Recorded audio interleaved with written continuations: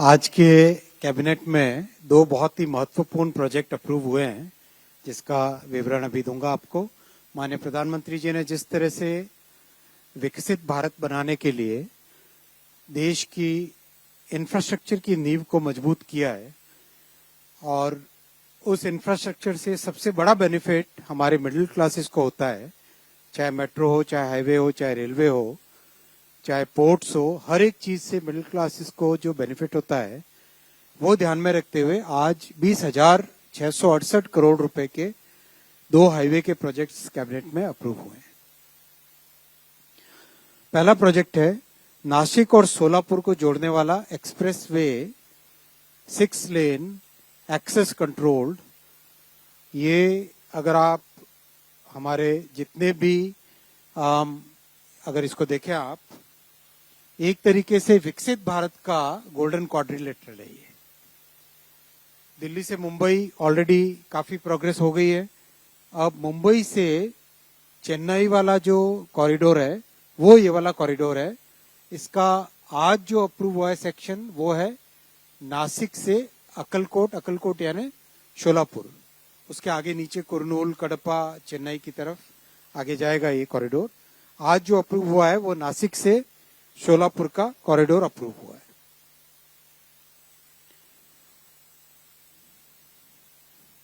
ये कॉरिडोर बहुत ही इंपॉर्टेंट है। कई बड़े शहरों को और कई बड़े इंडस्ट्रियल सेंटर्स को जोड़ेगा। नासिक, अहिल्यानगर, धाराशिव, शोलापुर, इन सब जिलों को जोड़ेगा ये। 2 साल में इसका कंस्ट्रक्शन पूरा होगा।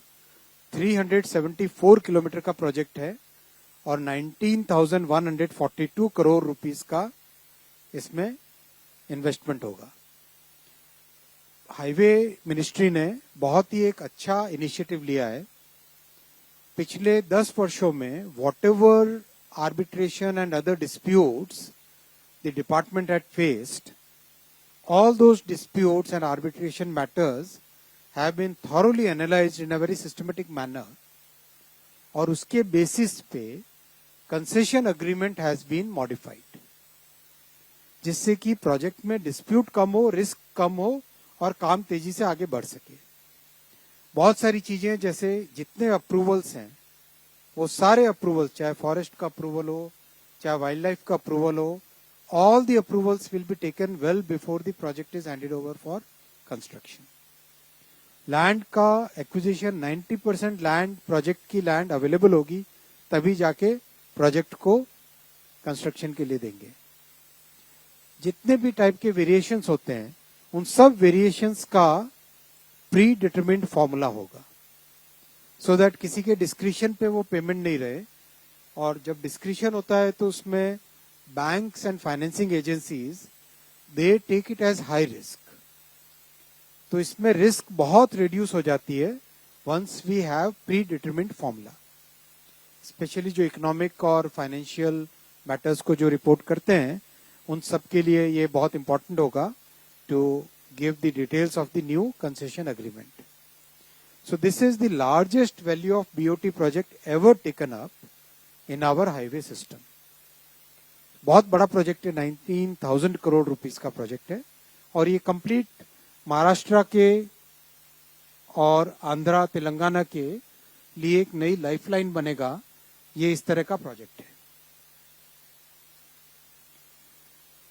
इस प्रोजेक्ट के सारे फीचर्स आपके सामने हैं। इसमें 6 लेन एक्सप्रेसवे होगा, 27 मेजर ब्रिजेस हैं इसमें, 164 माइनर ब्रिजेस हैं और 5.6 किलोमीटर का एलिवेटेड रहेगा, वायाडक्ट पे रहेगा। यानी 5.6 किलोमीटर पूरी तरह से ब्रिज पे रहेगा, जैसे मेट्रो का हम वायाडक्ट देखते हैं ना, उसी तरह का एलिवेटेड रहेगा ये। 5 जगह रेलवे के साथ रेल ओवरब्रिज बनेगा। इंटरचेंजेस होंगे 10 इसके अंदर, मतलब अंदर आना जाना। एंट्री एग्जिट लोकेशन 17 होंगे और रेस्ट एरियाज बनेंगे। कंसेशन पीरियड 20 ईयर्स का होगा इसका।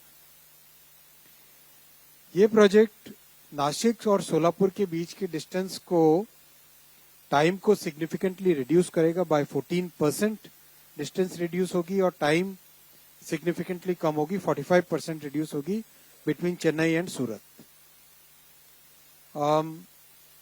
100 kmph के लिए डिजाइन किया गया है, हाई स्पीड है रोड के हिसाब से। रोड और रेल में दोनों का हाई स्पीड की डेफिनेशन का डिफरेंस होता है। रोड के हिसाब से 100 किलोमीटर की स्पीड रहेगी इसमें, एवरेज स्पीड। डिजाइन स्पीड कितनी है? डिजाइन की मैक्स स्पीड 120। डिजाइन में मैक्स स्पीड 120 kmph रहेगी। और हर जगह मल्टी मॉडल कनेक्टिविटी पे ध्यान दिया जाएगा। जहां पर भी रेलवे स्टेशन हैं, जहां पर एयरपोर्ट्स हैं, जहां पर मल्टी मॉडल लॉजिस्टिक पार्क्स हैं, गतिशक्ति इकोनॉमिक नोड्स हैं, उन सबको इसमें जोड़ा जाएगा। 2 पोर्ट के साथ कनेक्टिविटी बढ़ जाएगी, चेन्नई पोर्ट के साथ और हजीरा पोर्ट के साथ। और कोपरती और ओरवकल, ये दोनों जो इंडस्ट्रियल नोड्स बन रहे हैं, इन दोनों को इससे कनेक्टिविटी मिलेगी। सेकेंड प्रोजेक्ट उड़ीसा का है, नेशनल हाईवे 326 उड़ीसा के इंटीरियर एरियाज को कनेक्ट करने वाला है। ये कोरापुट एरिया है, ये वाला एरिया कोरापुट एरिया। यहां से अंदर ही अंदर रायगढ़ होते हुए मोहना, यानी आपके कोस्ट से काफी दूर है, काफी इंटीरियर एरिया है। इस हाईवे का वाइडनिंग और स्ट्रेंथनिंग आज अप्रूव हुआ है कैबिनेट में। माननीय प्रधानमंत्री जी ने आज कैबिनेट में इस प्रोजेक्ट को अप्रूव किया। 206 किलोमीटर का ये प्रोजेक्ट है, जिसमें इन्वेस्टमेंट 1526 करोड़ रुपीस का होगा। और ये गवर्नमेंट के पूरे इन्वेस्टमेंट ईपीसी मॉडल पे ये किया जाएगा। गजपति, रायगढ़ और कोरापुट, ये तीनों की तीनों एस्पिरेशनल डिस्ट्रिक्ट्स हैं। ये तीनों ट्राइबल डिस्ट्रिक्ट्स हैं, ट्राइबल डोमिनेटेड डिस्ट्रिक्ट्स हैं। इन तीनों में इकोनॉमिक एक्टिविटी बढ़ेगी, ट्रांसपोर्टेशन बढ़ेगा। और विशेषकर इन तीनों डिस्ट्रिक्ट्स में कॉफी का एक बहुत अच्छा नया ब्रांड बन रहा है, कोरापुट कॉफी। कोरापुट कॉफी, तो कोरापुट कॉफी के लिए एक सिग्निफिकेंट नई मार्केट कनेक्टिविटी, मार्केट लिंकेज इससे क्रिएट होगी। जैसे अरकू कॉफी बहुत फेमस हुई है, वैसी कोरापुट कॉफी भी फेमस हो रही है, वर्ल्ड में एक बड़ी नई ब्रांड बन रही है। दूसरा, यहाँ पे इंडस्ट्रियल एक्टिविटीज काफी एल्यूमिनियम की और दूसरी इंडस्ट्रियल मेटल इंडस्ट्रीज आ रही हैं, उन सब के लिए भी इस कॉरिडोर से बेनिफिट होगा। अश्मित बिल्कुल आईआईटी कानपुर की तरह बैठा है। आईआईटी में हमारे यहाँ सीढ़ियों चेयर पे बैठना पसंद नहीं करते थे लोग, सीढ़ी पे ही बैठना पसंद करते थे। ये इसके बेनिफिट्स हैं प्रोजेक्ट के। खासकर विशाखापट्टनम और रायपुर से कनेक्टिविटी इस प्रोजेक्ट से क्लियर होगी। और ईस्टर्न और सदर्न उड़ीसा के डिस्ट्रिक्ट्स की कनेक्टिविटी इससे बढ़ जाएगी। और गोपालपुर पोर्ट के लिए मूवमेंट बढ़ेगा, ट्रैवल टाइम रिड्यूस होगा बाय 3 आवर्स। अगर माननीय प्रधानमंत्री जी की इस ऐतिहासिक थर्ड टर्म को हम देखें, तो इस ऐतिहासिक थर्ड टर्म में जून के बाद में इंफ्रास्ट्रक्चर में जितने फैसले लिए गए वो ऐतिहासिक है अपने आप में। 43 रेलवे प्रोजेक्ट्स 1,52,000 करोड़ रुपए के, 24 हाईवे प्रोजेक्ट्स 2,18,000 करोड़ के, 8 मेट्रो प्रोजेक्ट्स 1,31,000 करोड़ के, 4 न्यू एयरपोर्ट 7,000 करोड़ रुपीस के, 1 मेजर पोर्ट और शिपिंग के बड़े रिफॉर्म्स 1,45,000 करोड़ के, 2 न्यू रोपवे 6,000 करोड़ के, 3 हाइड्रो प्रोजेक्ट्स 28,000 करोड़ रुपीस के, 12 industrial smart cities 28,000 crore rupees के, पीएम आवास योजना में घर 5,36,000 करोड़ के। ओवरऑल करीब 12.5 लाख करोड़ रुपए के इंफ्रास्ट्रक्चर प्रोजेक्ट्स प्रधानमंत्री श्री नरेंद्र मोदी जी की इस ऐतिहासिक थर्ड टर्म में अप्रूव हुए। This is a very very major foundation for the विकसित भारत। और जिस तरह से भारत चौथी लार्जेस्ट इकोनॉमी से तीसरी लार्जेस्ट इकोनॉमी की तरफ बढ़ रहा है, ये इंफ्रास्ट्रक्चर का फाउंडेशन हमारे मिडिल क्लासेस के लिए और देश के लॉन्ग टर्म ग्रोथ के लिए बहुत मेजर माइलस्टोन साबित होगा। साथियों, आप सबको आगामी नए वर्ष की भी बहुत बहुत शुभकामनाएं। और इन प्रोजेक्ट से रिलेटेड अगर क्वेश्चंस हो तो लेंगे, नहीं तो फिर आज आप सबके साथ एक बीच में कॉरिडोर में छोटा सा साथ में बैठ के जलपान होगा। आज अदर देन दिस कुछ भी नहीं है। एक तरफ यहाँ से अदर देन दिस कुछ भी नहीं है। क्वेश्चन 54 पूछने की भी जरूरत नहीं है। फिर आप 4-5 लोग क्वेश्चन कर लें फिर जवाब दें। 54 आज वैसे हमने क्या वड़ा पाव रखा है और हेलो। उड़ीसा का रखा है और हेलो यस करेक्ट पाव भाजी भी। जी वो भी है सर, उड़ीसा का मीठा भी है। सर, कृष्ण मोहन शर्मा, भारत एक्सप्रेस से। आज सुबह से एक खबर सब जगह चल रही है जिसका आपने लास्ट में जिक्र किया कि हम तीसरी इकोनॉमी बनने की तरफ अग्रसर हैं, तो इस पे थोड़ा सा व्याख्यान देते हुए जनता को बधाई। कैबिनेट ब्रीफिंग में नहीं देते। मैंने आपको जस्ट एक कहा कि जैसे हम चौथी से तीसरी की तरफ जा रहे हैं, उसमें ये फाउंडेशन, आज के फैसले फाउंडेशन है। अपन ने एक अच्छा प्रोटोकॉल यहाँ पे बनाया और इसमें आपका डिसिप्लिन बहुत अच्छा है, मेरे से ज्यादा आपका डिसिप्लिन है। तो 22 आवाज Sir, so as you said, this Maharashtra project is one of the biggest BOT project, and The we see that biggest. this one of the biggest. the biggest Biggest. Okay, sir. Sorry. So BOT has not been happening for quite long time. So do you think that this is the beginning of BOT coming in a big way, both in road and also we know that railway is also looking at more PPP. Can you give little details? 10 in आपने third जब line. मैंने concession agreement के बारे में बताया था तब आप थे या लेट आए ना? सर, मैं 10. अजय हूँ सकाल न्यूज़पेपर से। ये जो महाराष्ट्र वाला जो प्रोजेक्ट है उसके लिए लैंड एक्विजिशन का किस तरह से है और इसमें स्टेट का फाइनेंशियल कुछ कंपोनेंट होगा या नहीं होगा, ये एक बताइए।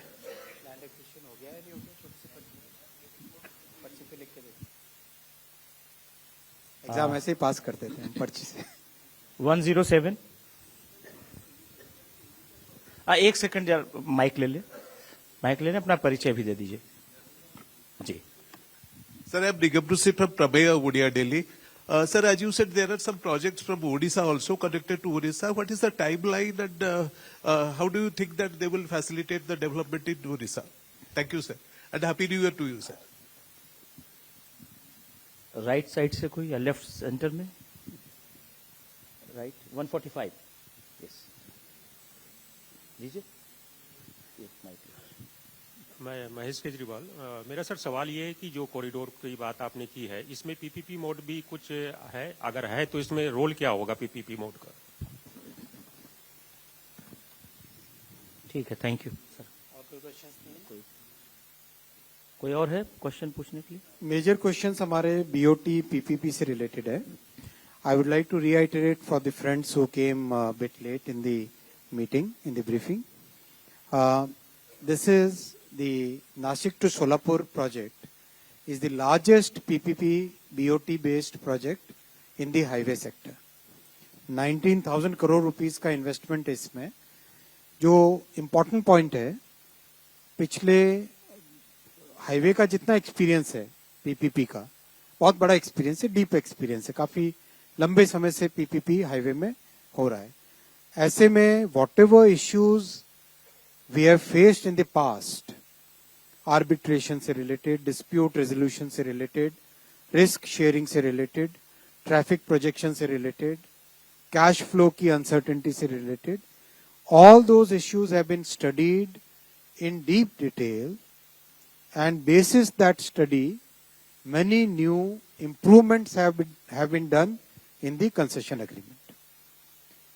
Fundamentally, the concession agreement is now a much more risk-balanced concession agreement, which basically means अगर upside है तो गवर्नमेंट के साथ शेयर करे, डाउनसाइड है प्रोजेक्शन से ज्यादा तो उसको रिस्क को मिटिगेट करे, विच मीन्स कि अगर कोई फ्यूचर में वेरिएशन होता है तो उसका एक प्री डिटरमिन्ड फॉर्मूला होना चाहिए, so that it is not left to the discretion and it is done as per a clearly defined quantitative formula where the judgment is not there, where the measurement defines what needs to be done. Third, payment terms and the revenue projections, उनका बहुत carefully इसमें mitigation किया गया है, जिससे कि ज्यादा से ज्यादा इन्वेस्टमेंट आ सके हाईवे में। और एक बार ये मॉडल अगर यहाँ पे बनता है तो उस मॉडल का बाकी इंफ्रा सेक्टर्स में भी यूज किया जा सकता है, चाहे वो रेलवे हो, चाहे ट्रांसमिशन हो, चाहे पोर्ट्स हो, चाहे एयरपोर्ट्स हो, उन सब में इस तरह के लर्निंग्स का बेनिफिट लिया जा सकता है। ये पीपीपी से रिलेटेड प्रोजेक्ट्स हैं। क्वेश्चंस का आंसर है उड़ीसा के प्रोजेक्ट से बहुत मेजर बेनिफिट होगा। जो हमारे भाई जिन्होंने क्वेश्चन पूछा, आप देखो ये उड़ीसा का पूरा इंटीरियर एरिया है, कोरापुट से लेके रायगढ़, रायगढ़ से लेके गुणुपुर डिस्ट्रिक्ट का हिस्सा और आगे जाके हमारे मोहना तक जाने वाला इस एरिया का पूरा डेवलपमेंट इस हाईवे पे डिपेंडेंट है। इसीलिए इस हाईवे को मेजरली इंप्रूव किया जा रहा है और इसको स्ट्रेंथन कर रहे हैं, वाइडनिंग कर रहे हैं। और इसमें पूरा इन्वेस्टमेंट गवर्नमेंट का लगेगा, भारत सरकार का लगेगा। This will be a major benefit for the entire interior area of Odisha. 2 years state का कंपोनेंट है क्या इसमें? नासिक वाले में नहीं है ना? नासिक वाले में स्टेट का कोई कंपोनेंट नहीं है, सारा सेंट्रल गवर्नमेंट की फंडिंग और पीपीपी फंडिंग बेस्ड है। और लैंड एक्विजिशन कितना हुआ है?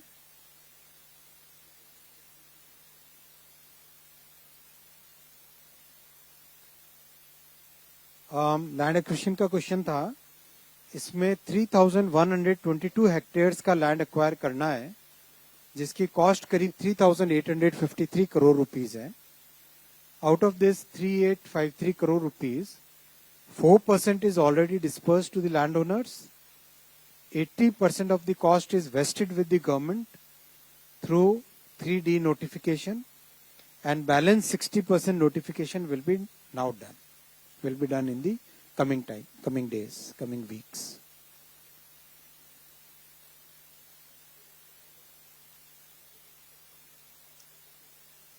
नहीं, ये कैबिनेट से, मैं इसका बैकग्राउंड आपको बता रहा हूं। कैबिनेट में एमसीए नहीं जाता है।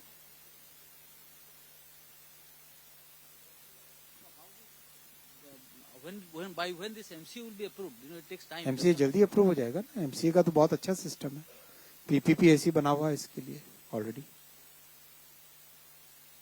दीपक को आंसर पता है, लेकिन क्वेश्चन पूछना है, चेक करता है बार बार कि मंत्री को आता है कि नहीं आता है।